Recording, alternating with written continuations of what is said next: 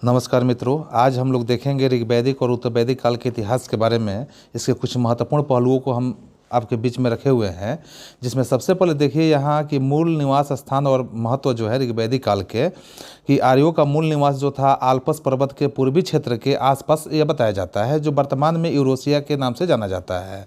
भारत में आर्यों की जानकारी अगर हम देखेंगे तो ऋग्वेद के काल से ही मिलती है। इस वेद में आर्य शब्द का उल्लेख 36 बार किया गया है। ऋग्वेद में आर्य शब्द का उल्लेख 36 बार हुआ है, जो इनका मुख्य व्यवसाय पशुचारण था और कृषि का स्थान बिल्कुल गौण हुआ करता था।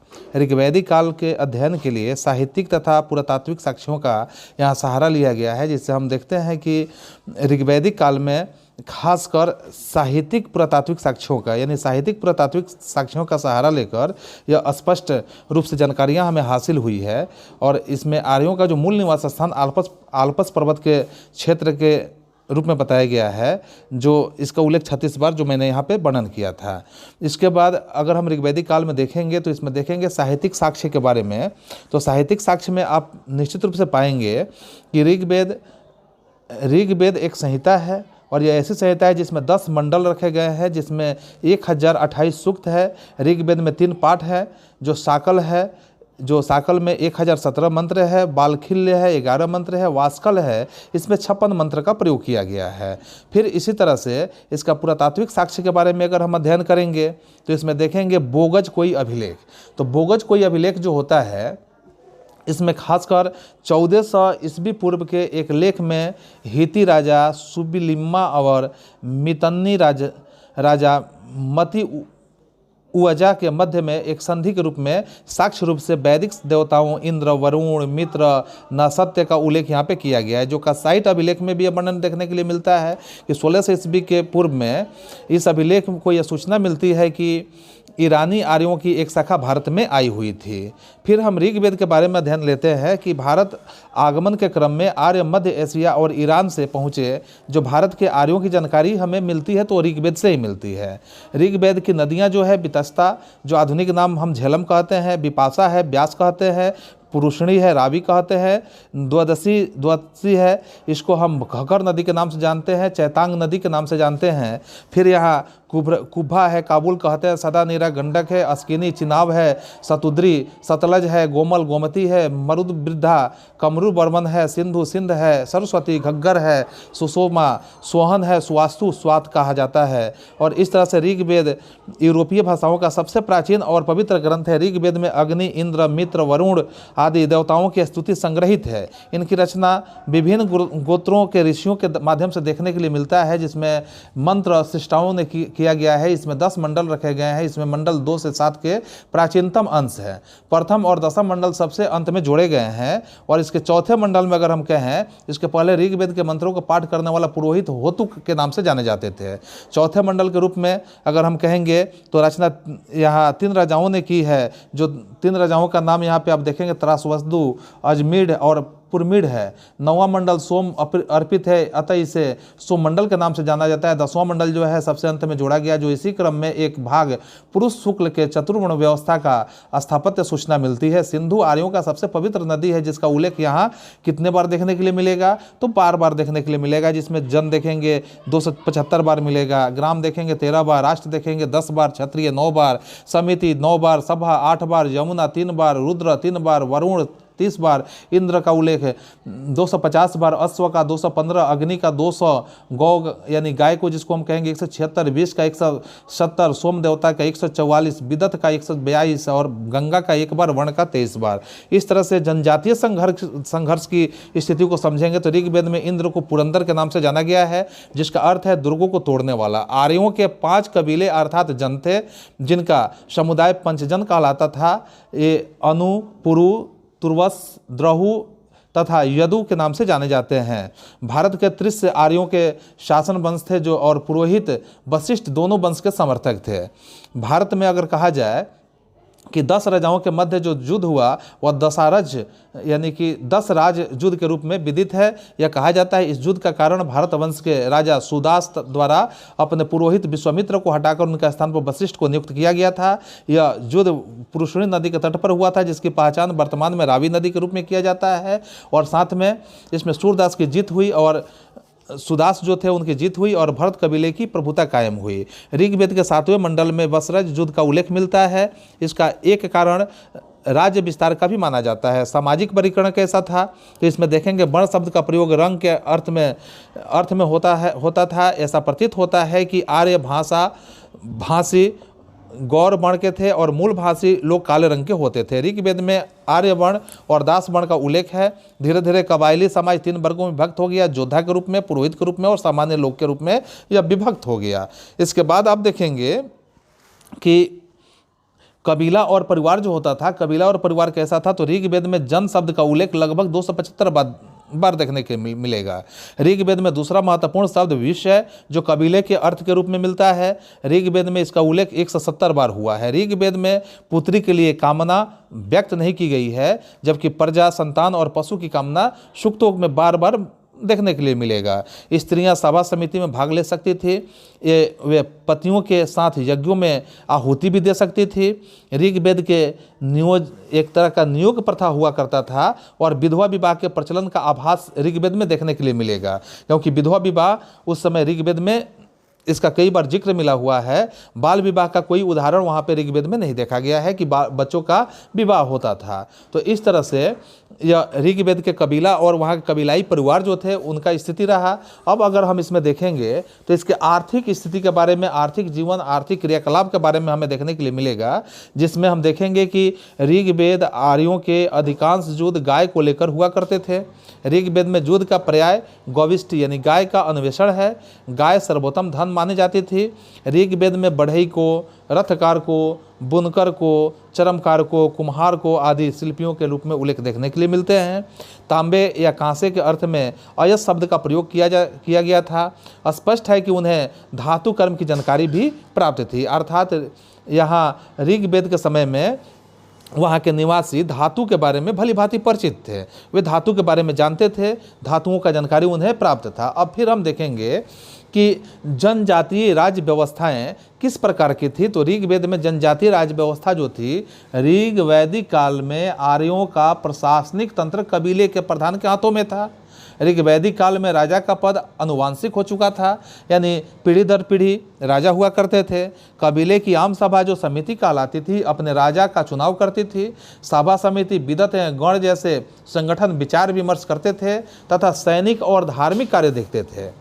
ऋग्वैदिक जो व्यवस्था था, इस काल में स्त्रियां सभा और विदत में भाग ले सकती थी और इसके साथ अगर हम देखें तो दैनिक प्रशासन के कुछ अधिकारी राजा की सहायता करते, जिसमें सर्वाधिक महत्वपूर्ण अधिकारी पुरोहित कहलाते थे।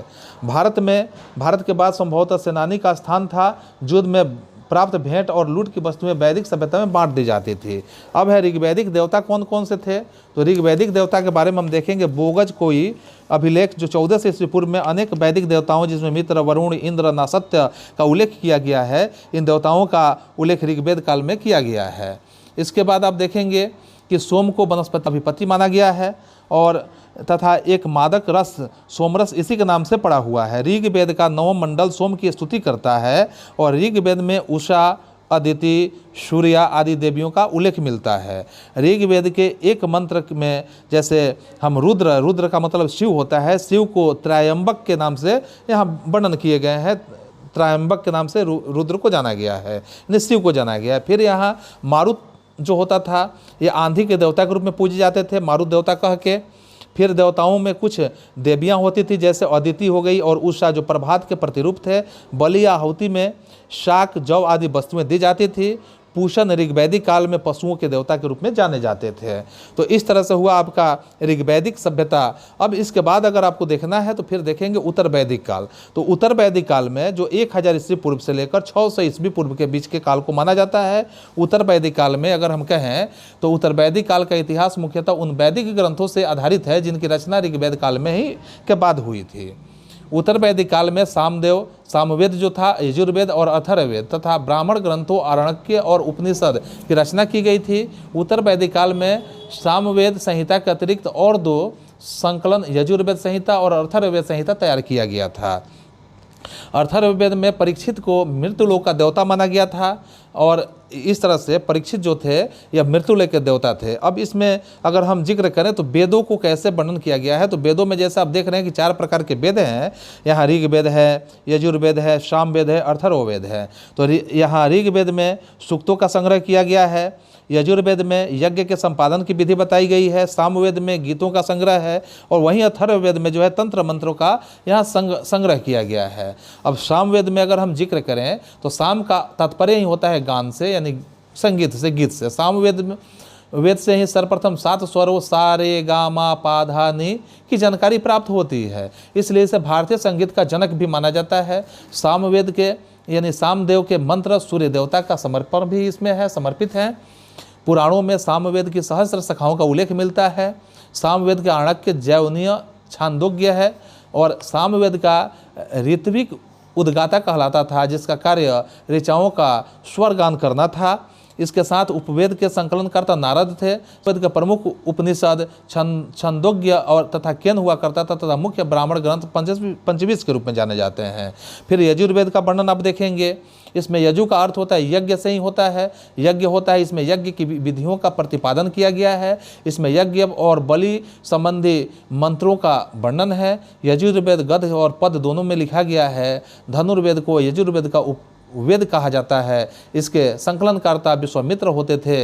यजुर्वेद को में सर्वप्रथम राजसूय एवं वाजपेय यज्ञ का उल्लेख मिलता है। ऋग्वेद, सामवेद तथा यजुर्वेद को वेद त्रयी के नाम से भी जाना जाता है। यजुर्वेद के 2 प्रधान यहाँ पे रूप देखे गए हैं, जिसमें आप देख रहे हैं यहाँ कि कृष्ण यजुर्वेद, इसकी 4 शाखाएँ हैं। काठक है, उसके बाद कपिष्ठल है, मैत्रेयी है, तैत्तिरीय संहिता है। जो शुक्ल यजुर्वेद इसे वाजनेयी संहिता भी कहा जाता है। फिर यहाँ अथर्ववेद के बारे में आपको जानकारी मिलेगा कि अथर्ववेद को ब्राह्मण वेद यानी श्रेष्ठ वेद के नाम से जाना गया है, अथवा ऋषि के नाम पर इस वेद का नाम अथर्ववेद रखा गया है। अथर्ववेद में वशीकरण, जिसमें जादू टोना, भूत प्रेतों और औषधियों से संबंध मंत्रों का वर्णन है। अथर्ववेद का उपवेद शिल्पवेद कहलाता है। इस वेद में संकलनकर्ता विश्वकर्मा को माना गया है। अथर्ववेद का एकमात्र ब्राह्मण ग्रंथ गोपथ ही है। इसके उपनिषद में अगर हम कहें तो मुंडकोपनिषद, प्रश्नोपनिषद तथा मांडुक्योपनिषद के नाम से हम जानते हैं। फिर यहाँ अरण्यक के रूप में हम देखेंगे कि अरण्यक के रूप में आपका क्या है कि अरण्यक मूलतः ब्राह्मण ग्रंथों के परिविष्ट के रूप में पाए जाते हैं। वनों में रचे जाने के कारण ये अरण्यक कहे जाते थे। अब उपनिषद क्या है, तो उपनिषद का अगर हम वर्णन देखेंगे, यह भारतीय दार्शनिक विचारों का प्राचीनतम संग्रह है। इसमें शुद्धतम ज्ञान पक्ष पर बल दिया गया। उपनिषद को भारतीय दर्शन का स्रोत अथवा पिता के रूप में जाना गया है। उपनिषद की कुल संख्या 108 है। ये वेदों से संबंधित है। सामवेद में संबंधित छंदोग्य उपनिषद में तत्वमसि का प्रथम उल्लेख है, जो बृहण उपनिषद में अश्वमेघ यज्ञ की विवेचना यहाँ की गई है। इसके साथ आप देखेंगे कठोपनिषद जो सामने दिख रहा है में यज्ञ, यम तथा नचिकेता का संवाद वर्णित है। यमराज ने नचिकेता को अध्यात्म तत्व की शिक्षा भी दी है। भारत का राष्ट्रीय आदर्श वाक्य सत्यमेव जयते यह कहाँ से लिया गया है, तो प्रश्न अक्सर आता है।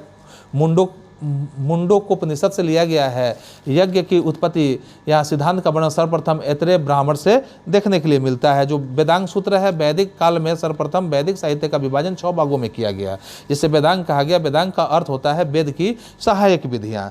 या सहायक विधियों में जैसे कहा जाता है वेदांग जैसे शिक्षा हो गया, इसका अर्थ हो गया ध्वनि शास्त्र। प्राचीनतम ग्रंथ यानी कलाकार ऋतु प्रति साख्य यानी सौनक थे।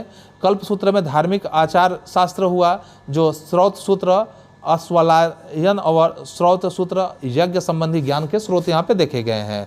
इसी में है व्याकरण में अगर हम कहें कि व्याकरण अष्टाध्यायी यानी पाणिनि द्वारा रचित है। निरुक्त व्युत्पत्ति शास्त्र निरुक्त महर्षि व्यास के द्वारा रचित है। छंद माप सिद्धांत है, छंद सूत्र यानी पिंगल ऋषि के द्वारा। ज्योतिष खगोल विज्ञान वेदांग ज्योतिष लगन मुनि के द्वारा। अब सामाजिक संगठन की बात करें तो उत्तर वैदिक काल में यहाँ पे समाचार वर्गों में विभक्त था, ब्राह्मण, क्षत्रिय, वैश्य और शूद्र, जो यहाँ पे वर्णन किया गया है। उत्तर वैदिक काल में गोत्र प्रथा स्थापित हुई। जो गोत्र शब्द का मूल अर्थ है गोष्ठ या वह स्थान जहाँ समूचे कुल का गोथन पाला जाता है। या इसमें विवाह के प्रकार जो उस समय थे उत्तर वैदिक काल में, तो विवाह 8 प्रकार के होते थे, जो ब्रा विवाह, दैव विवाह, आर्ष विवाह, प्रजापत्य विवाह, गंधर्व विवाह, असुर विवाह, राक्षस विवाह और पैशाच विवाह के नाम से जाने जाते हैं, जो विवाह यहाँ 8 प्रकार के हैं। इसके बाद अगर देखेंगे कि वजूद में देवाराधा करते थे, उनके स्थान पर राजा से अभयदान प्राप्त करते थे। और इसके साथ साथ अगर हम कहें कि वैश्य राजाओं में परिजन होते हुए भी जनसामान्य की कोटि में रखे गए थे और उन्हें उत्पादन संबंधी काम सौंपा गया था, जैसे कृषि, पशुपालन आदि। ऊपर के 3 वर्णों का सामान्य विशेषता यह थी कि वे उपनयन संस्कार के अधिकारी थे, अर्थात वे वैदिक ग्रंथों के साथ जनेऊ धारण करके अनुष्ठान करा सकते थे। इसके बाद है कि चौथे वर्ण में जो होते थे कि शुद्ध का उपनयन संस्कार का अधिकार नहीं था या गायत्री मंत्र का उच्चारण नहीं कर सकते थे। दास प्रथा जो था, इस दास प्रथा में खासकर उत्तर वैदिक साहित्य में दासों के विषय में जानकारी मिलती है, जो तैत्तिरीय संहिता से ज्ञात होता है कि दास दासियों को उपहार स्वरूप दिए जाने की एक प्रथा थी। मनुस्मृति में 7 प्रकार के दासों का उल्लेख किया गया है, या 7 प्रकार के, जिसमें सती प्रथा है। ऋग्वेद में, अब इसके बाद हम देखेंगे सती प्रथा क्या था, तो ऋग्वेद में सती प्रथा का उल्लेख नहीं मिलता है। वैदिक समाज में सती प्रथा प्रचलित नहीं थी। सिंधु घाटी सभ्यता में सती प्रथा और पर्दा प्रथा भी नहीं था। अथर्ववेद में सती प्रथा और औपचारिक पूरी करने के लिए पत्नी अपने पति के साथ चिता पर लेटती थी, यह अथर्ववेद में है। इसके बाद जो है वर्ष 1929 में लॉर्ड विलियम बेंटिंग ने सती प्रथा प्रतिबंध लगाने के लिए कानून बनाया था, जो राजा राम मोहन राय के प्रयास से। आश्रम व्यवस्था कैसा था, तो आश्रम ब्रह्मचारी, गृहस्थ, वानप्रस्थ और संन्यास 4 प्रकार का आश्रम थे, जो 0 से 25 वर्ष आयु होता था। ब्रह्मचारी के लिए ज्ञान प्राप्ति यानी कार्य होता था, धर्म यानी पुरुषार्थ। इसके साथ यह अलग अलग उम्र में यह आश्रम की व्यवस्था की गई थी। उत्तर वैदिक अर्थव्यवस्था किस प्रकार की थी, तो इसमें हम देखेंगे उत्तर वैदिक काल में कृषि लोगों का मुख्य व्यवसाय बन गया था। उत्तर वैदिक काल में पूर्वी पंजाब, पश्चिमी उत्तर प्रदेश, राजस्थान और मध्य प्रदेश में लोहे का प्रयोग किया गया था। उत्तर वैदिक ग्रंथ में लौह धातु को श्याम या कृष्ण अयस के नाम से जाना जाता था। शतपथ ब्राह्मण में महाजनी प्रथा का सर्वप्रथम उल्लेख किया गया है तथा सुदखोर और कुशीदीन कहा गया है। उत्तर वैदिक काल में लोग 4 प्रकार के मृदभांड से परिचित थे, काला और लाल मृदभांड, काली पालिशदार मृदभांड, चित्रित धूसर मृदभांड और लाल मृदभांड। यह 4 प्रकार के मृदभांड का प्रयोग यहाँ पे देखने के लिए मिलता है। सिक्कों का प्रचलन जो था, यह खासकर सिक्कों का प्रचलन निष्क और हम कहेंगे कि शतमान कृष्णवत वृषण के रूप में होता था। फिर यह राजनीतिक संगठन कैसा था, तो राष्ट्र शब्द जिसका अर्थ प्रदेश या क्षेत्र होता है, सर्वप्रथम इसी समय प्रचलन में आया था। ऐतरेय ब्राह्मण में वर्णित शासन प्रणाली इस प्रकार की थी कि यहाँ दिशा जो था, दिशा क्षेत्र शासक और यज्ञ। तो दिशा पूर्व में साम्राज्य होते थे, क्षेत्र में शासक को यहाँ सम्राट कहता था, वाजपेयी यज्ञ हुआ करता था। इस तरह से पश्चिम स्वराज्य, उत्तर में वैराज्य, दक्षिण में भोज्य और मध्य प्रदेश में यहाँ पे राज्य। अश्वमेध शब्द का यहाँ अर्थ होता है घोड़े की बलि। यह राजनीतिक विस्तार हेतु किया जाने वाला एक यज्ञ है। अग्निष्टोम यज्ञ देवताओं को प्रसन्न करने हेतु अग्नि में पशु बलि दिया जाने वाला एक यज्ञ था। यह यज्ञ 1 दिन चलता था, जो अथर्ववेद के अनुसार राजा को आय का 16वां भाग यहाँ दिया जाता था। राजा के आय का 16वां भाग यहाँ देना पड़ता था। फिर इस काल में कर और नजराना का संग्रह प्रचलित हो गया और इसके संग्रह और संचय के लिए एक अधिकारी होता था, जो संग्रहित करने का काम करता था। देवता के रूप में अनुष्ठान और दर्शन किया था, तो उत्तर वैदिक काल में यज्ञ का प्रमुख स्थान था। यज्ञ के साथ साथ अनेक अनुष्ठान और मंत्र विधियों को प्रचलन में लाया गया था। इसके बाद अगर आप देखेंगे यहाँ, तो इसमें उत्तर वैदिक देव मंडल में सृजन के देवता प्रजापति को सर्वोच्च स्थान दिया गया है। पूषण में को पशुओं की रक्षा करने वाला माना गया है, जो शूद्रों के देवता के रूप में जाने गए हैं। सोमरस आर्यों का मुख्य पेय पदार्थ था, यानी कि आर्य लोग जो होते थे सोमरस का ज़्यादा इस्तेमाल करते थे। तो इस तरह से आप देखेंगे कि उत्तर वैदिक काल में जो भी व्यवस्थाएं थी, जो भी प्रचलन था, यह सब कुछ एक हमारे ऐतिहासिक रूप से साक्ष्य के रूप में यह स्पष्ट रूप से देखने के लिए मिलता है कि यह उत्तर वैदिक काल हमारे इतिहास के उस मूल पन्ने को, मूल ग्रंथों को, मूल हिस्से को समेटे हुआ है। आगे हम ये वीडियो अगर आता है तो आप निश्चित रूप से मेरे चैनल को सब्सक्राइब करें। Thanks for all, thank you.